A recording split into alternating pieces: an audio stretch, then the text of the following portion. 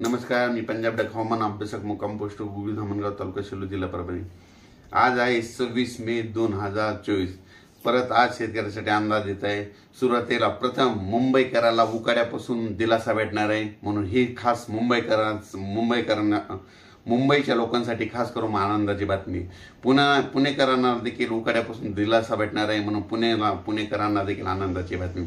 नाशिकवाल्यांना देखील आनंदाची बातमी, कारण की राज्यामध्ये 1 ते 5 जून दरम्यान म्हणजे मुंबई, पुणे, नाशिक, कोकण पट्टी, पश्चिम महाराष्ट्र, दक्षिण महाराष्ट्र, मराठवाडा, उत्तर महाराष्ट्र या भागात 1 ते 5 जून दरम्यान जोरदार पाऊस पडणार आहे। काही ठिकाणी वडे नाले वाहतील असा पाऊस पडणार आहे, म्हणून त्यांच्यासाठी खास करून अंदाज देत आहे। राज्यात एकंदरीत परिस्थिती बघायची झाली तर राज्यामध्ये जवळपास मान्सूनचं आगमन म्हणजे 8 जूनच्या नंतर मान्सून पाठीमागून येणार आहे, पण त्याच्या अगोदर 1 ते 5 जून दरम्यान राज्यामध्ये चांगला पाऊस पडणार आहे, म्हणून ही शेतकऱ्यांसाठी आनंदाची बातमी म्हणून देत आहे।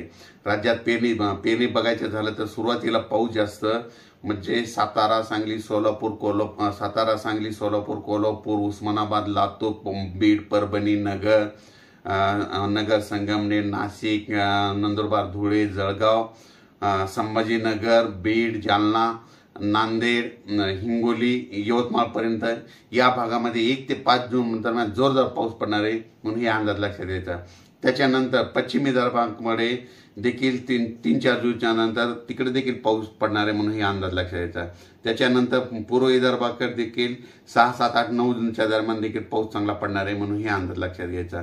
पण सर्व शेतकऱ्याला सांगू इच्छितो की यावर्षी मान्सूनची चांगली परिस्थिती आहे, चांगला सक्रिय झालेला आहे, म्हणून शेतकऱ्यासाठी परत आनंदाची बातमी।